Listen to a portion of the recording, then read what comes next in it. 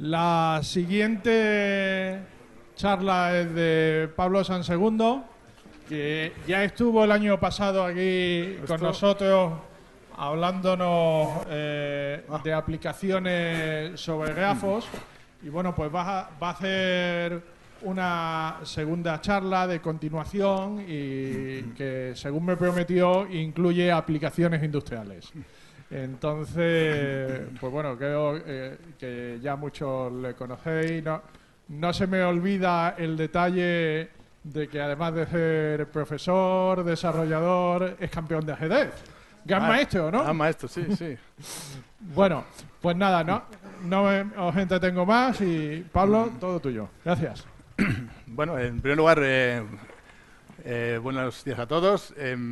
Quisiera también agradecer a José Daniel la segunda oportunidad que me brinda para poder estar en este foro de personas tan entendidas y tan sesudas en el campo de la informática.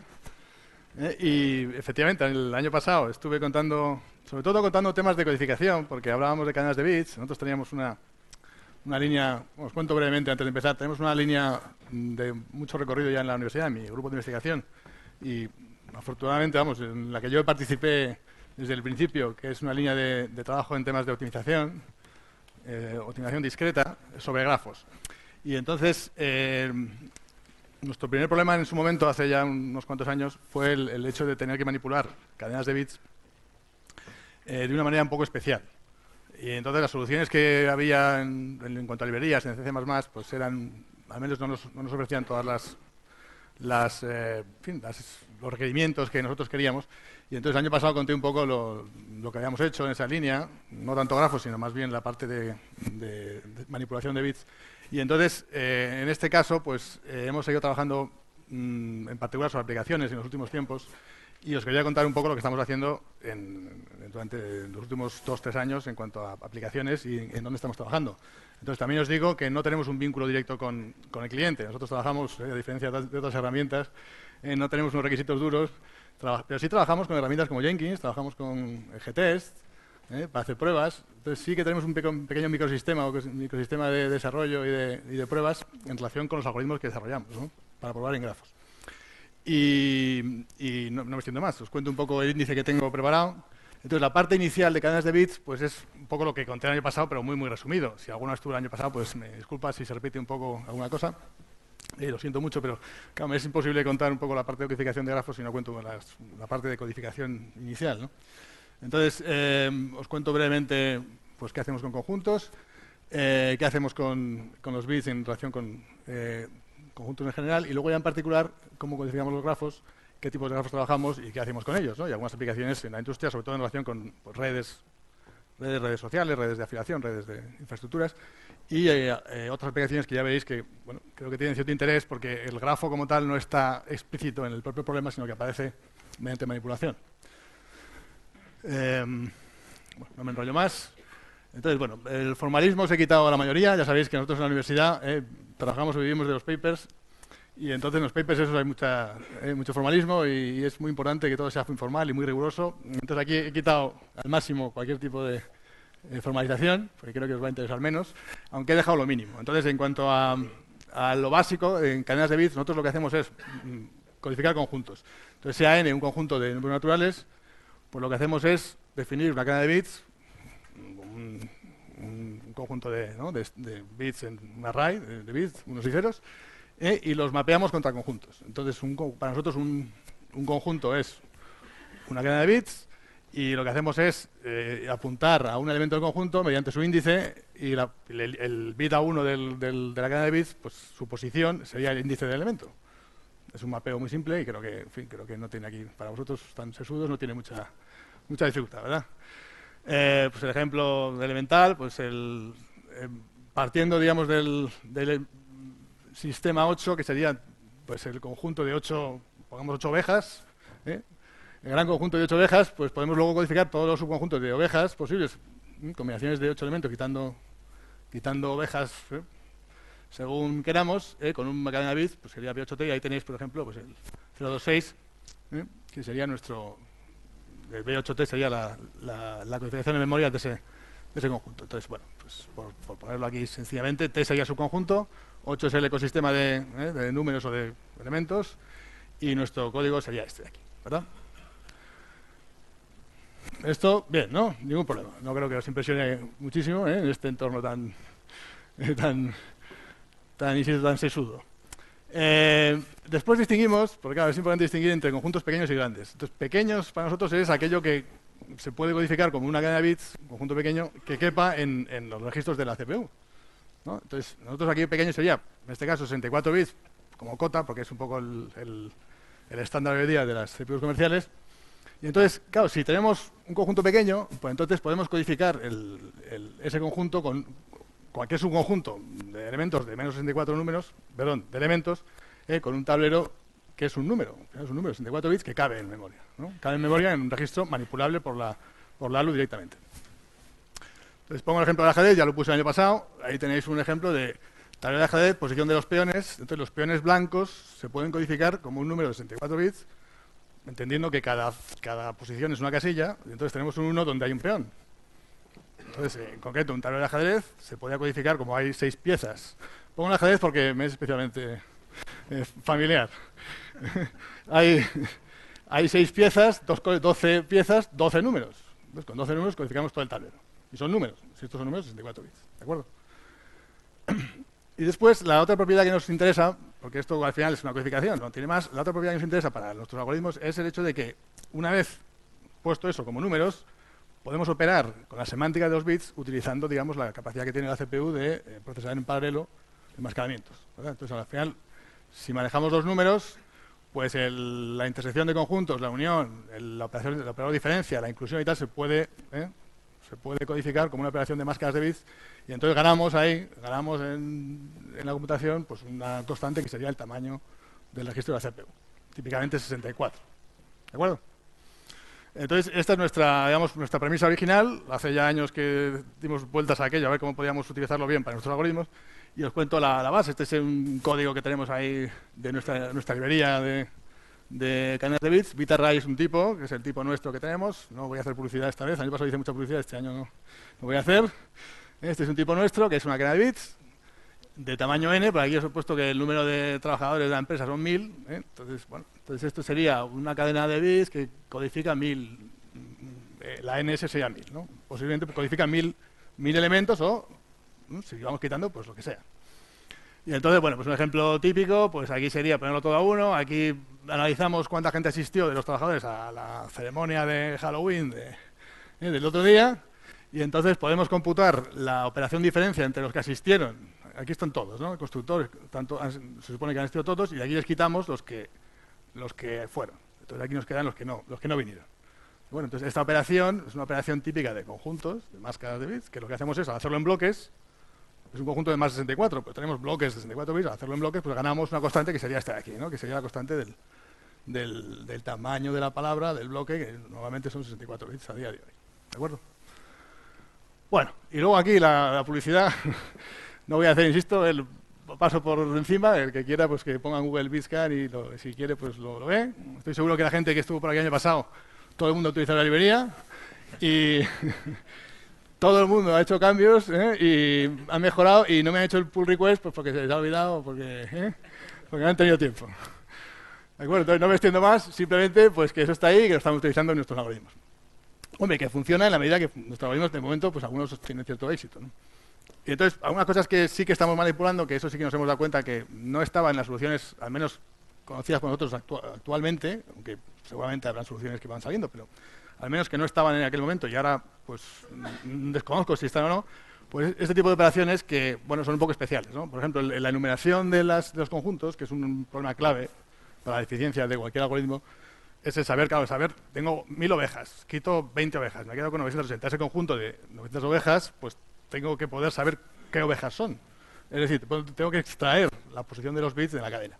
Esa extracción suele ser costosa. Claro, esa es la pérdida de eficiencia en relación con una codificación más limpia, como puede ser una lista o lo que fuera.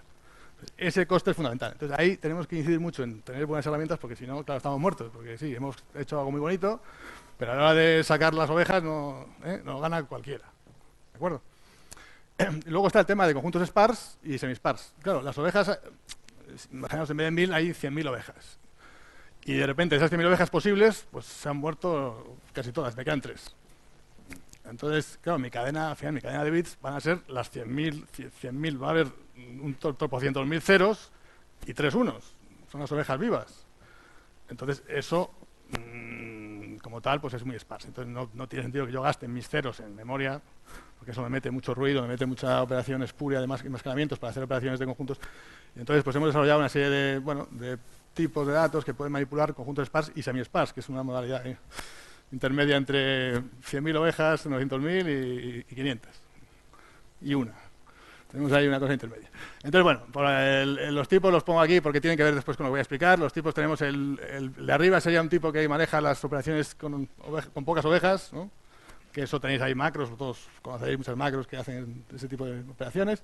Tenemos un tipo específico, luego tenemos el bit array, que es el que maneja el conjunto clásico de muchas cosas más de 64, y luego un tipo sparse, que no voy a entrar en mucho detalle, pero sí que algo comentaré, y un tipo, le llamamos watch, vamos, es el tipo semi-sparse, que lo que tenemos son punteros intermedios que lo que hacen es reducir el número de operaciones y facilitar una serie de cosas que ya contaré a continuación. Entonces manejamos esos 4 tipos como base. Entonces, como ejemplo, pues os pongo un ejemplo de enumeración porque es el problema clásico. Entonces, esto también creo que el año pasado hay un ejemplo parecido. Hay un tipo, como siempre, nuestro, de 10.000 entes o entidades, población, ovejas o lo que sea. Estoy con las ovejas hoy, vais a perdonar. Entonces, bueno, cargamos en el posible conjunto de 10.000 individuos, cargamos los 10 primeros y luego pues intentamos recorrerlo para que nos diga cuáles son, que sería el loop este de bit scanning. Entonces, bueno, tenemos nuestros loops, son estos de aquí. BBA es el conjunto que manipula los elementos, entonces hacemos una operación de inicio para una serie de optimizaciones y el loop básico pues es este de aquí. Tenemos una operación next, una comprobación si hemos terminado y por aquí hacemos cosas, ¿no? Esa sería la idea. Entonces, estas funciones tienen que ser, y estas de aquí tienen que ser muy optimizadas y muy críticas para conseguir que eso pues, sea muy rápido. Entonces, aquí tenemos variantes que no están, entiendo yo, en las librerías habituales. Tenemos variantes destructivas, no destructivas. Destructivo para nosotros es, en este caso no destructivo, es que se mantienen los datos cuando hago una pasada y destructivo es que se borran. Entonces, aquí en este caso saldría el listado de elementos y luego, digamos, el print data me pondría lo que hay, que están todos. Y aquí me dice que sí, están esos elementos, pero me he cepillado las ovejas, me he quedado sin ellas, ¿no? ¿De acuerdo? Son cosas que simplemente lo anuncio como algo que yo entiendo que no están, digamos, esas herramientas tan, o al menos hay que programar sobre una base que puede ser un bitset o lo que sea de boost o otro tipo en otra librería. Entonces, bueno, el tipo sparse, aquí pongo un ejemplo simplemente, aquí tenéis un conjunto de 1000, no hay 1000, pero bueno, no me cabían, pero he puesto las que he podido. Y entonces este sería el tipo clásico, en nuestro bit array o lo que queráis, una cadena que tiene pues, los 1000, que sería el caso de codificar todas las ovejas. Entonces, si es sparse, pues sí que me quedan 2, pues claro, en este caso más la 0 y la 1, pues las tengo aquí juntitas y el resto son todos ceros, ¿no? Entonces nosotros utilizamos un tipo de sparse, un tipo de tipo que es este de aquí, que no es nada complicado, menos para vosotros, simplemente es una estructura que maneja un índice y un bloque de 64. Y lo que tenemos es un array de 7 estructuras. Entonces, al final, manipulamos el índice del bloque, este sería el bloque 0, ¿no? El bloque 0 y lo que hay. Y el resto no lo tenemos. Entonces, eso que es bastante simple, luego cuando vamos a grafos, pues resulta que tiene una serie de ventajas. Tenemos una pérdida de eficiencia, que es que tenemos que, claro, cuando hacemos operaciones de conjuntos con este tipo de tipo, pues claro, tenemos que machear los índices correspondientes. Entonces hay que buscarles. Si no, ahí siempre hay una pérdida. Pero todo tiene, no free lunch, todo tiene sus ventajas y inconvenientes, pero bueno, en las aplicaciones que tenemos, pues hemos demostrado que esto tan sencillo parece que funciona.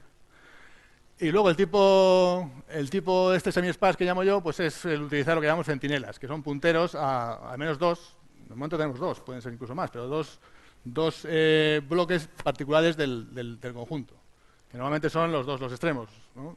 Y son bloques significativos, con semántica, es decir, que tienen ovejas, ¿no? Los que no tienen ovejas no los apuntamos, solo apuntamos a los que tienen. Entonces, esto es lo de antes con un tipo especial, 2 punteros. En este caso, como ejemplo, pues tenemos una codificación de un conjunto y apuntamos a los 2 primeros, que tienen semántica, que tienen contenido, ¿no? Y entonces, cuando, bueno, pues en el caso semi-sparse, cuando tenemos una operación de enmascaramiento, por ejemplo, una intersección, tenemos que filtrar de aquí, de estas ovejas, filtramos pues solamente estas 2. Esta operación como tal, en principio requiere enmascarar pues todas estas máscaras, ¿no? Porque son 4. Los punteros de momento están en el extremo, con lo cual pues la tengo que hacer. Y hago todas las máscaras y lo que me queda, pues me ha quedado. Me han quedado pues las ovejas correspondientes. Pero ahora lo que hacemos es actualizar los centinelas y apuntamos, como ya no tienen semántica, porque ya no quedan ovejas ahí, apuntamos a los primeros que tengan cercanos que tengan semántica. ¿De acuerdo? Así que apuntamos a las ovejas vivas que estaban más cercanas a las de antes. Y ahora, al hacer una operación de enmascaramiento, en este caso otra intersección, por ejemplo, de conjuntos, pues claro, ya no hacemos estas de aquí, sino solo hacemos las del medio. Con lo cual estamos filtrando a largo plazo en un proceso combinatorio, pensar que estamos a lo mejor haciendo 1 millón de operaciones, pues esa cosa que parece poca, pues se hace muy grande. Desde el punto de vista de tiempos es muy significativo, según el caso, claro. Entonces, bueno, pues aquí filtramos eso y luego tiene la gracia de los punteros, es que ahora nos quedamos ya solamente con la operación, una de ahí, la tercera, porque es donde hay... Y ahora justo cuando los punteros se quieren actualizar, uno sobrepasa al otro, y entonces nos están diciendo directamente que el conjunto está vacío, en tiempo constante. Cosa que antes teníamos que, para saber si el conjunto está vacío, teníamos que recorrer todos los bloques y comprobar que estaban a cero. O sea, una operación de tamaño n se queda en una operación constante. El coste, o el no free lunch, pues ya sabéis, la algoritmia pues siempre es lo mismo. Tenemos el coste de que tenemos que actualizar los punteros. Pero como movemos cerquita, en principio ese coste es menor que el beneficio. En todo, siempre entre comillas, pero en principio lo es. Bien, pues ya no me enrollo más. Más o menos un poco lo conté de alguna manera el año pasado, más extenso y tal. Y ahora vamos un poco a la chicha, yo creo que es cómo se utiliza eso, cómo lo utilizamos para nuestros algoritmos. Entonces, trabajamos, lo he dicho antes, en optimización discreta, sobre todo en problemas de computación en grafos. Entonces, lo primero que hacemos es codificar el grafo de alguna manera. Los grafos están muy de moda, ya sabéis, no voy aquí a inventar nada. Ahora con las tecnologías nuevas, estamos llenos de grafos por todas partes, la información llega en forma de grafo en muchos sitios. Hay que almacenarla y hay que analizarla. Entonces, esto es un trabajo muy, muy experimental, porque nosotros tenemos el grafo en memoria, cosa que no siempre es así, y ese grafo en memoria lo recorremos, ¿de acuerdo? Es un poco, es lo que es. No tenemos un problema de compresión de grafos, no tenemos bases de datos, tenemos nuestro grafo en un fichero, donde sea, en memoria secundaria, pero lo pasamos a la principal y sobre eso trabajamos. Es el marco de trabajo. Bueno, entonces, la codificación es bastante sencilla, dados los tipos que tenemos ya y que he enunciado. Entonces, lo que hacemos es, en principio, una codificación básica de un grafo en memoria sería pues codificar su matriz de adjacencias, que como sabéis es la matriz que está en las aristas del grafo. Tenemos filas, esto lo conocéis, tenemos filas, pues el 0 sería el vértice 0 y aquí sería pues los vecinos del 0, el 1 es que es vecino del 1 y el 2, ¿no? En fin, esto lo conocéis. Entonces, nosotros lo que hacemos, en este caso concreto, que está en la matriz entera, pues codificamos cada tira de la matriz como una cadena de bits de las de antes, con el tipo ya que sea. En principio, 2 tipos. El tipo sparse y el tipo normal, dependiendo del tipo de grafo.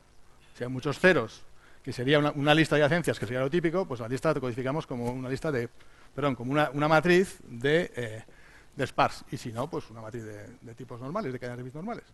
Entonces, pues el código, la librería Graph es una librería también nuestra, que tampoco voy a hacer publicidad, pero simplemente Graph lo que hace es un wrapper que permite definir un grafo utilizando la librería de cadenas de bits que tenemos. No es más. Os pongo simplemente una muestra para que veáis el cómo funciona. Nosotros definimos un tipo, graph es un grafo simple no dirigido, como este. Y ponemos los vértices, le damos el tamaño y luego aquí pues añadir de otra manera, pero añadir aristas. Y cuando acabamos, pues hemos terminado. Entonces, la gracia de esto, la gracia del sparse, que yo creo que se va a ver bien aquí, es que este mismo grafo se puede definir como un grafo sparse si le añadimos vértices, aunque luego dentro no tenga más que aristas contra estos elementos. Entonces yo aquí tengo un grafo de tamaño 1 millón de vértices, lo codifico con la misma interfaz, le pongo el tipo sparse, esto ya es todo sparse, y sin embargo la interfaz es el mismo y el espacio de memoria es el mismo. Solo que tengo un tipo ahí, 1 millón, que me dice sí que hay 1 millón de cosas, pero internamente solo tengo, como esto es sparse, solo tengo los unos que tienen chicha. ¿De acuerdo? Entonces, ese grafo ya es un grafo poderoso que, sin embargo, pues se reduce a 4 aristas tontas. Es un grafo de 1 millón de vértices. ¿De acuerdo? Bueno, esto por un lado. Y luego, claro, el grafo solo en sí es un problema, pero el otro problema realmente son los algoritmos. Entonces, no os voy a contar aquí ahora una historia de algoritmia que yo creo que sí que el foro es adecuado, pero creo que sería un poco excesivo entrar en un problema concreto, al menos en mucho detalle, pero sí deciros los problemas que tenemos además hay que codificar el grafo y luego hay que codificar conjuntos de vértices que componen normalmente los subproblemas que estamos trabajando. Entonces, para un grafo genérico, pues tenemos un tablero de bits que codifica todos los vértices, pues sería el B sub n, ¿no? Una cadena con los n vértices. A1 sería todos los vértices de un grafo, V. Podemos codificar un subconjunto de vértices con la misma cadena B sub n, pero con unos en los sitios adecuados. No sorprende a nadie porque es una cadena de pocos vértices, un subgrafo. Y luego tenemos el subgrafo como tal inducido, que sería, esto lo conocéis, ¿no? El grafo inducido es el grafo que aparece, un grafo inducido por un conjunto de vértices es del grafo real, quitamos los vértices que no están ahí y dejamos las aristas que están conectadas con W. Sería como la macro, el micrografo contenido por los vértices, esos pocos, del grafo total. Entonces, esto para nosotros es W, que es una cadena de bits, y luego la matriz de adencias codificada, como hemos dicho antes. Entonces, A la tenemos codificada bien con sparse o bien como bit normal, cadena normal, y luego los conjuntos también tienen variantes, se pueden codificar como los tres tipos. O, digamos, el semi-sparse, sparse o el normal. Y ya con eso nos movemos, ¿de acuerdo? ¿Alguna duda hasta aquí? No, ¿no? Yo creo que esto es muy sencillo. Luego la implementación es lo que es un poco más dura, pero los conceptos son, yo creo que, en fin. Bueno, ya, aunque he dicho que no iba a meteros en la algoritmia, al menos un ejemplo sí tengo que poner. Un ejemplo muy tonto, que consiste en encontrar, es un problema que nos ha dado muchas alegrías y que nos sigue dando, entonces, bueno, no puedo dejar de mencionarlo, que es el problema de encontrar grafos o subgrafos completos dentro de un grafo. Un subgrafo completo es un subgrafo que tiene todos los vértices conectados todos con todos entre sí. Es el clúster perfecto, ¿no? El superclúster. Y eso da lugar a unas invariantes, el número de clic, se llama clic a un subgrafo completo, y el número de clic de un grafo pues es el tamaño del máximo subgrafo completo contenido en el grafo. Y es un número poderoso, como muchos números de estos poderosos, que tienen mucha información, pero que son muy difíciles de alcanzar desde un punto de vista exacto, porque son esquivos, ¿no? Son problemas que son NP difíciles y que por tanto no son exponenciales, y entonces son difíciles de computar. Entonces, este en concreto, bueno, lo pongo porque luego tiene relación con algunas aplicaciones. Este sería un grafo simple no dirigido tontorrón, y este sería la solución, que es el subgrafo completo de tamaño 3. ¿De acuerdo? Y ya está. Ese es el problema no tiene mucho misterio, ¿no? Entonces, claro, ¿a nosotros qué nos pasa? Pues que tenemos codificar, pongo un paso un algoritmo que pudiera, digamos, utilizarse para ir enumerando los subgrafos completos que pudiera haber. Entonces, un paso básico es, tenemos un subgrafo, un grafo, el dato, no sé cómo queráis, un grafo.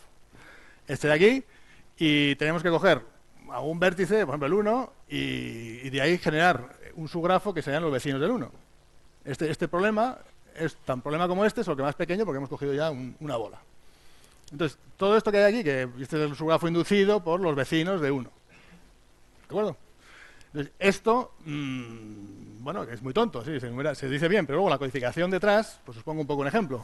Nosotros trabajamos, primero codificamos el grafo, y este sería V, sería el conjunto de vértices, que es todos a 1, porque tenemos 4, es n igual a 4, en la codificación anterior, pues tenemos ese tablero, tenemos la necesidad de acudir a los metadatos del grafo, que son el vecindario, que sería en este caso la matriz de adencias, la fila primera, la que corresponde con el vértice 1, que está codificada con sparse o como sea, y hacer una operación de mascaramiento, que es pues extraer de aquí, de esto, extraer los vecinos, que son los unos de aquí.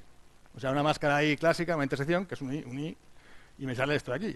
Y entonces esto ya sería el subgrafo inducido, o si queréis el conjunto de vértices, 2, 3, 4, pero también es el subgrafo porque la metadata la tengo siempre accesible. Entonces cualquier conjunto es un subgrafo inducido para mí porque tenemos los datos que son comunes para todos los hilos, o bueno, para cualquier tipo de inferencia. ¿De acuerdo? Entonces esto es lo que estamos haciendo todo el tiempo. Entonces si esto es rápido, pues es lo que hemos ganado. Si es lento, pues apague, vámonos. ¿De acuerdo? Uy, esto lo tengo aquí, un poco aquí, lo he puesto para asustaros un poco. Esto viene a cuento porque es una aplicación, es que estamos ahora mismo trabajando estamos usando Jenkins para avanzar en paralelo con 18 hilos, estamos intentando abrir, o sea, lo que se llama cerrar un open problem, que es un problema de codificación. Hay 2048 vértices y una densidad poderosa, 65%, entonces, bueno, tenemos que intentar encontrar una subestructura máxima completa dentro, porque son problemas que hay gente que se dedica a hacer estos problemas que son problemas, en este caso, derivados de la teoría de codificación. Este problema en concreto corresponde con un código de detección de errores, y lo que se trata es encontrar la mayor subestructura, porque eso da una idea de la bondad de la codificación, digamos, la expresividad que tiene, la capacidad de detectar errores simultáneamente. Entonces, aquí tenéis, en este caso, bueno, pues esto es una ventana en tiempo real. Esto está, a ver si acabamos algún día, porque se supone que queremos cerrarlo, pero todavía está abierto. Vamos por aquí, el 18 hilos, en fin, vamos por el domingo, hemos empezado ayer y queremos encontrar la solución para poder cerrarla en breve tiempo. Si el año que viene aparezco por aquí, y si la organización tiene a bien que aparezca, pues puedo contar el final de la historia. Si es que ha terminado, para entonces, que no sabemos. ¿De acuerdo?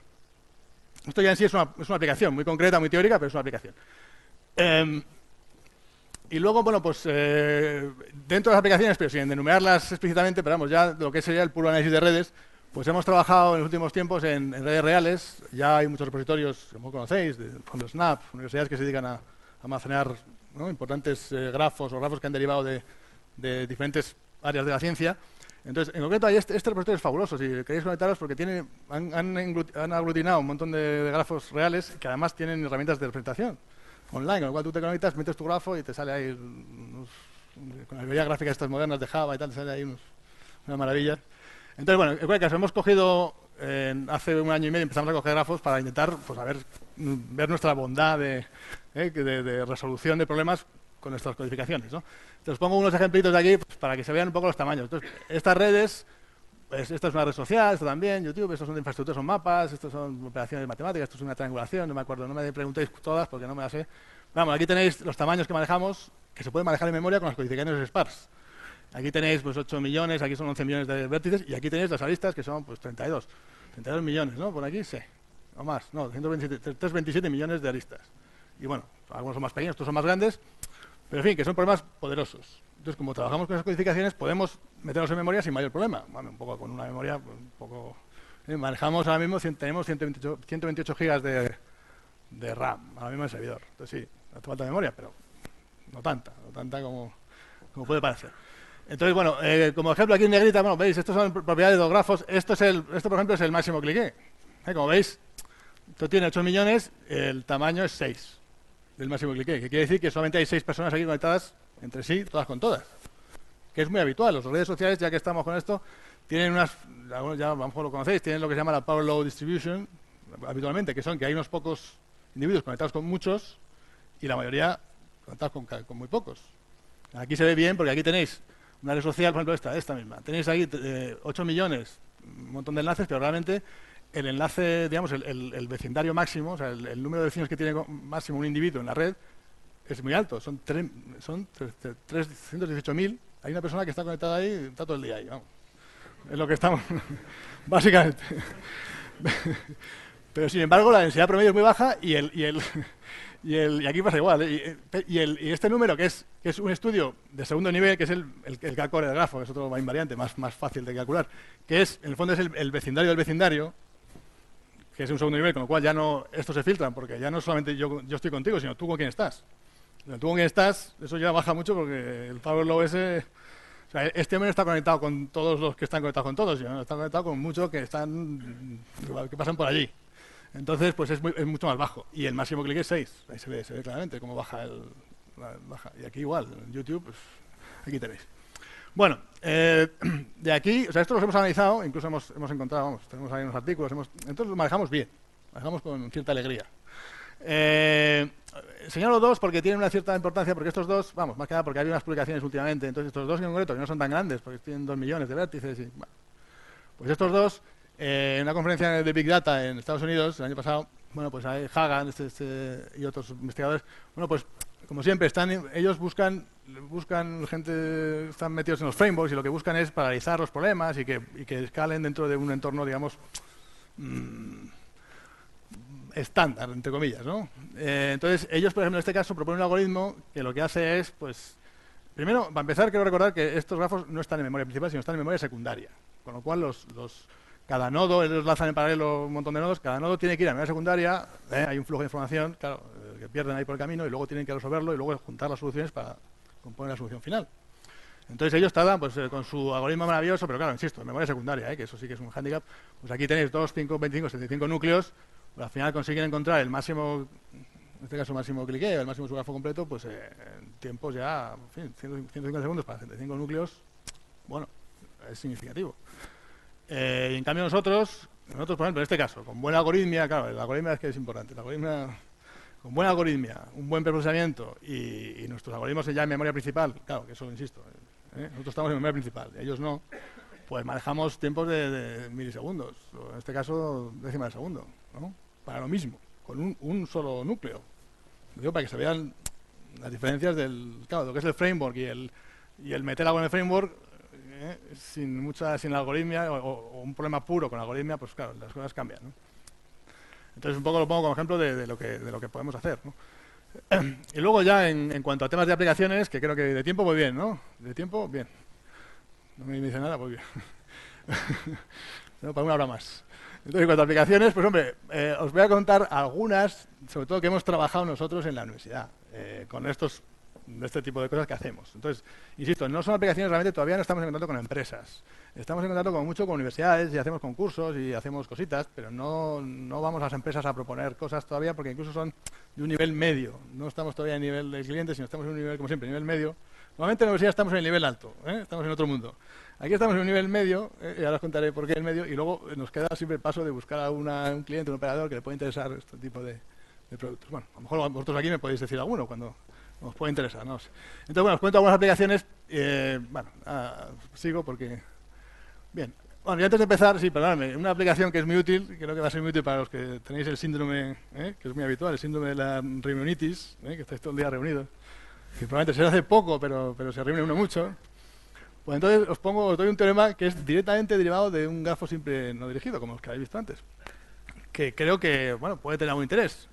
Básicamente dice que si os reunís, como ahora mismo, o en una reunión cualquiera, cualquier número de individuos, lo que dice el teorema es que si os ponéis a dar la mano, cualquier configuración, a unos a todos, a unos a ninguno, otros a tres, al final, por mucho que queráis dar vueltas a aquello, al final cuando os sentéis en la mesa, pues si contáis el número total de personas que ha dado la mano a un número impar, a un número impar de personas, no par, sino impar, pues si sumáis todas esas personas, el resultado es par.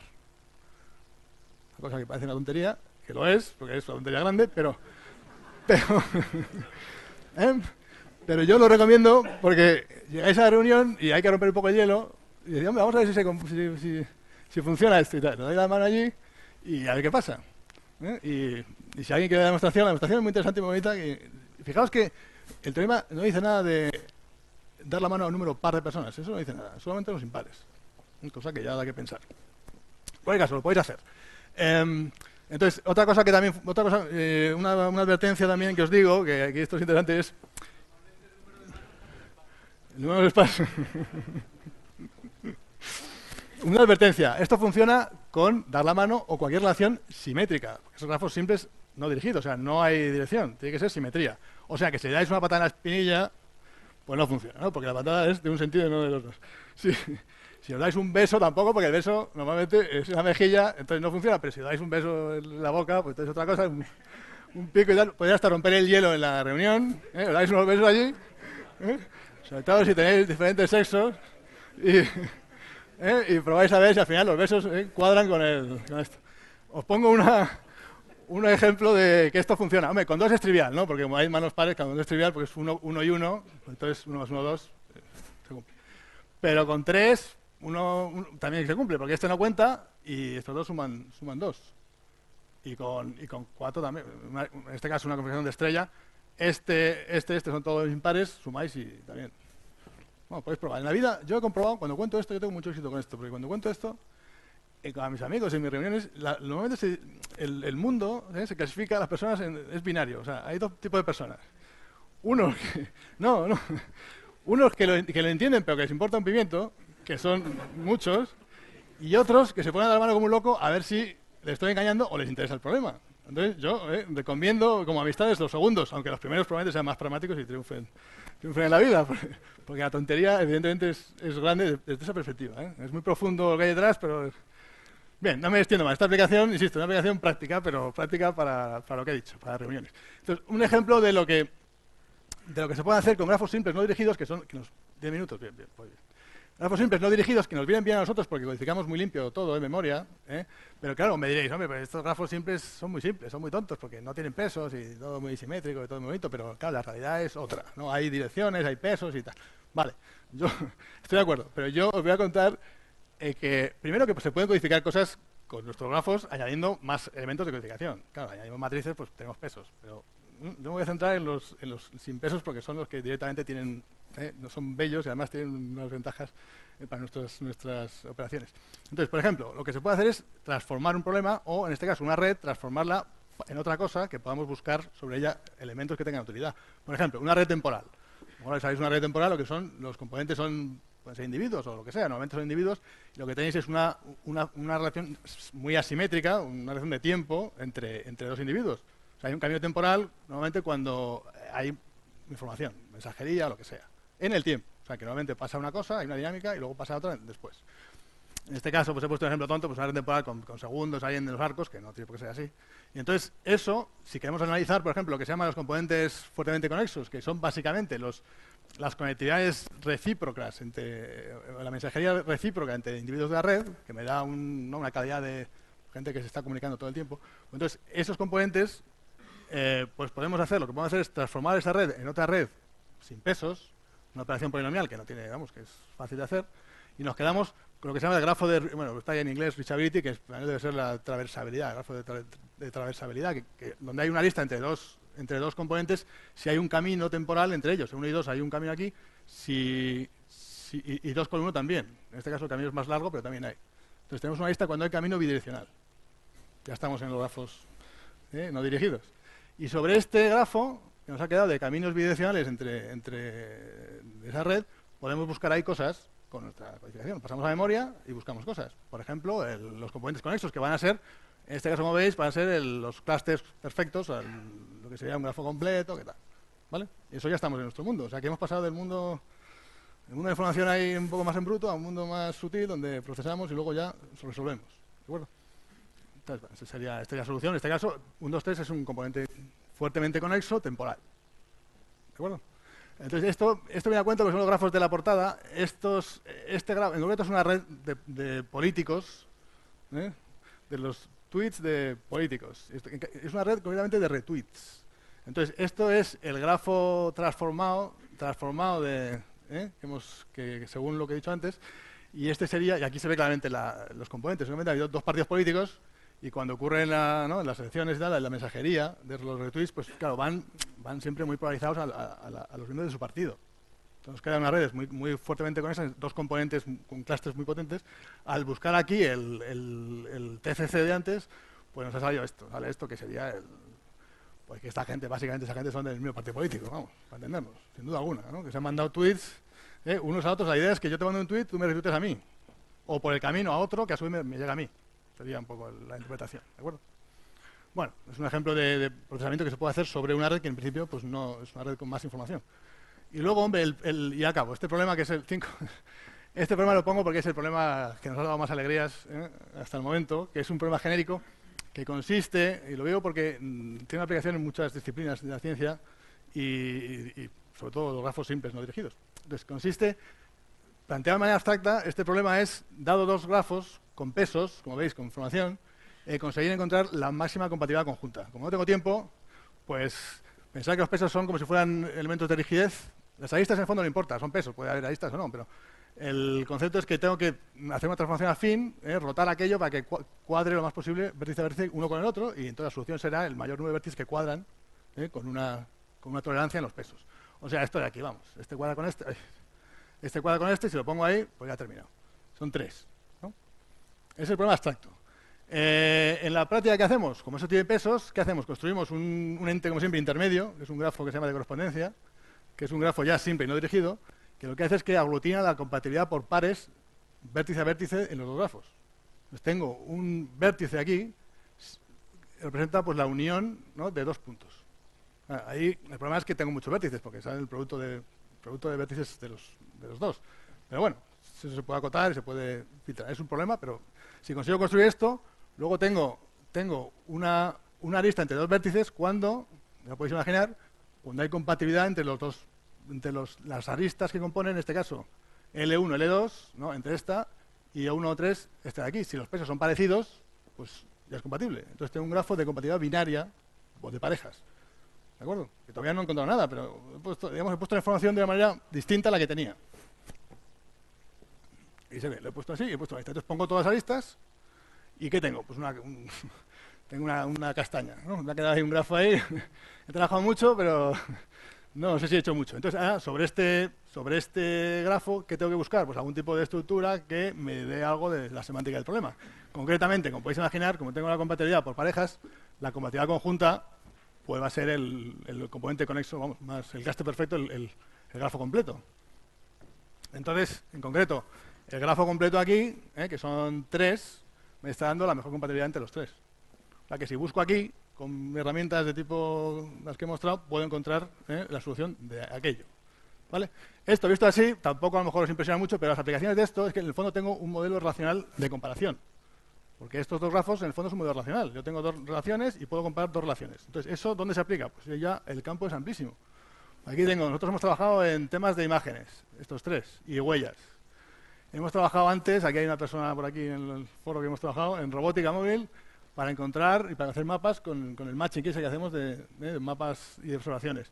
Y luego temas de proteínas, que no voy a entrar porque no me va a dar tiempo, o sea que no lo pongo aquí, que trabajan otros no directamente, pero sí un grupo en Serbia está trabajando y un grupo en Rusia.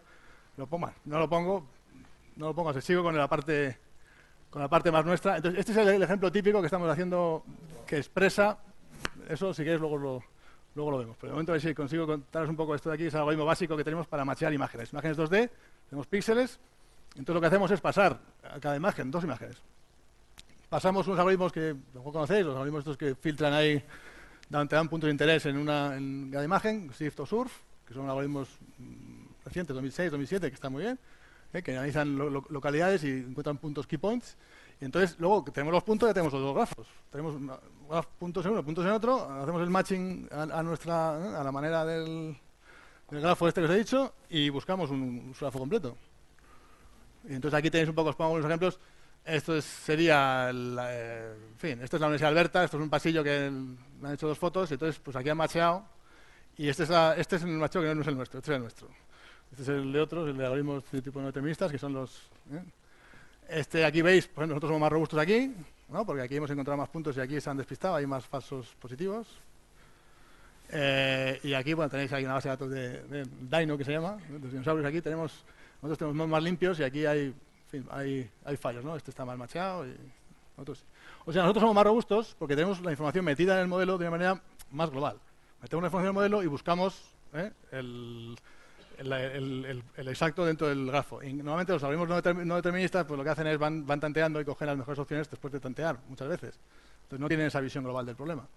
Entonces, bueno, aquí tenéis un ejemplo, son los tiempos de unos, tiempos de otros. Ya acabo, Y acabo con la última aplicación que estamos ahora trabajando, que es el tema de huellas, porque esto sí que está muy candente, ¿no? Tema de seguridad y temas de muchas cosas. Entonces, bueno, pues aquí tenéis una plantilla de huellas. Como siempre, hay un algoritmo que filtra y da unos puntos que tienen unas características, porque son puntos de fin de línea, o puntos del medio, puntos del core, que es un punto central, delta, en fin, aquí tenéis esto es un core, este es un delta, que es una huella con la DS ahí en el dedito.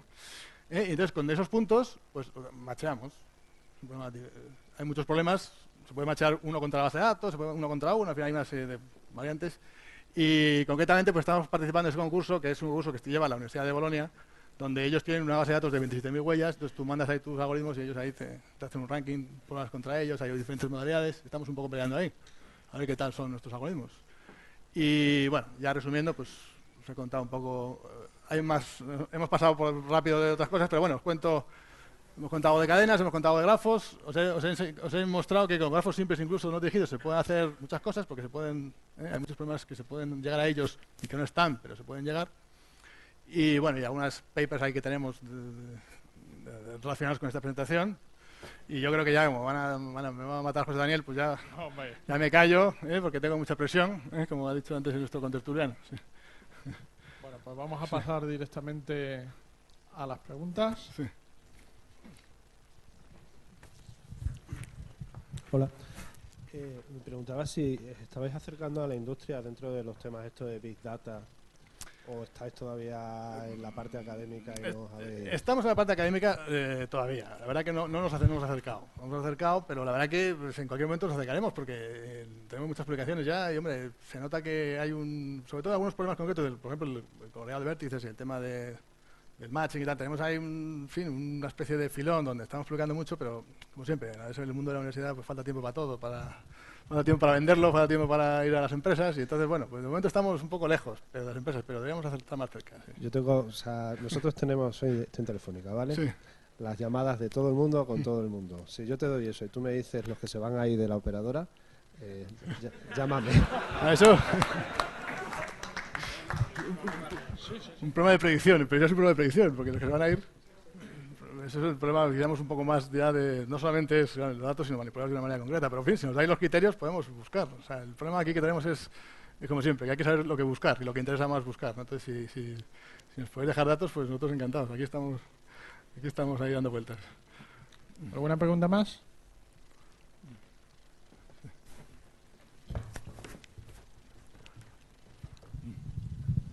Sí, has puesto un ejemplo al principio, el vector de bloques para los grafos sparse. Sí. ¿Es un vector de verdad?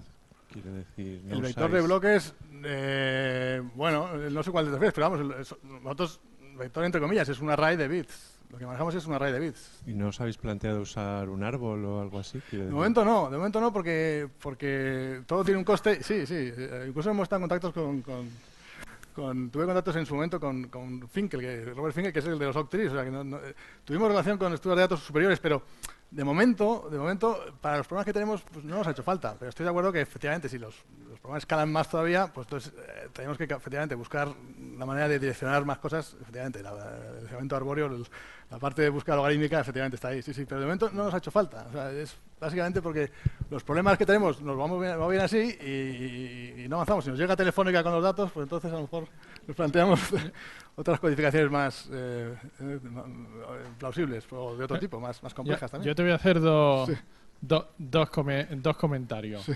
Que no son generales, son sobre los ejemplos de código que has puesto. Sí. Primero, yo lo siento, pero cada vez que veo una macro empieza a sangrarme los ojos. Tenemos ConsExpert, que es una que aporta ventajas.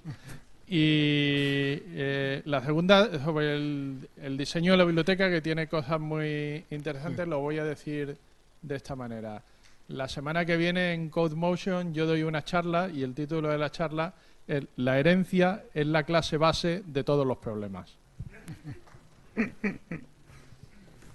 Tomo nota, sí. Vale. Bueno, ¿alguna pregunta más? La última.